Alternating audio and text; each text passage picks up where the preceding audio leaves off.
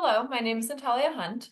I'm a senior project manager on the Illinois Shines Program Administrator team, and I oversee participant compliance with the MES, the Minimum Equity Standard. In this lesson, I will be providing a brief overview of the Minimum Equity Standard in the Illinois Shines program and what it means for participating companies. Beginning a few years ago, each participating approved vendor and designee in the Illinois Shines program must meet a required minimum percentage of their project workforce that includes equity eligible persons.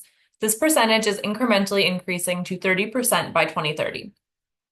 In order for our team to ensure that approved vendors and designees are complying with this MES requirement, we require a number of reports from participating entities annually. This includes annual MES compliance plans, mid-year reports, and year-end reports. The initial MES compliance plan is due at the start of a program year, and it includes a statement of intent to comply with the standard that year, current workforce totals and EEP estimates, and an outreach plan that will be used to hire equity eligible persons, among other criteria. The next slide will actually go a little bit more in depth over the MES compliance plan, so we'll see that then. About halfway through a program year in December, mid-year reports are due from all participants showing their progress towards achieving the required MES percentage that year. This is an opportunity for entities to describe any challenges or barriers that they are experiencing in meeting the requirements, and the program administrator team may then reach out to provide additional resources. The year-end report is then due 45 days after the end of a program year, and it's an opportunity for approved vendors and designees to prove to the program administrator that they met the requirement and have achieved the required minimum percentage of their workforce being equity eligible persons in that program year. On the left side of the screen here, we have a chart that shows the deadlines for each of these MES reporting requirements. These dates are general and will be around these dates in future program years.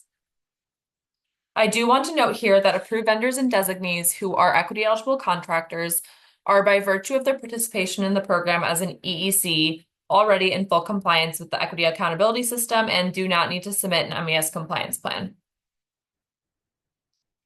The initial MES compliance plan that is required at the beginning of a program year must include a couple things that are laid out here on the screen. The first thing is a statement of intent to comply with the standard for the given program year, and a commitment to hiring a diverse project workforce and a narrative description of how the applicant will meet these commitments. The second thing is a projected total number of workers in the entity's Illinois-based Illinois Shines project workforce during the program year, and the number of EEPs that the entity seeks to hire during that year to achieve compliance. The MES compliance plan also asks about your organization's plans for the use of equity eligible contractors, if applicable. We also ask a few questions about your company's classification as a minority-owned, woman-owned, disabled-owned, veteran-owned, or small business, if applicable. And finally, the bulk of the plan is really a communication plan for local outreach that your entity is planning to use to increase the utilization of EEPs and equity-eligible contractors. So all of these items together make up the minimum equity standard compliance plan that is submitted to our program at the start of the program year via a secure online form. A really helpful resource for entities that are trying to meet the minimum equity standard is the Illinois Power Agency's Energy Workforce Equity Portal.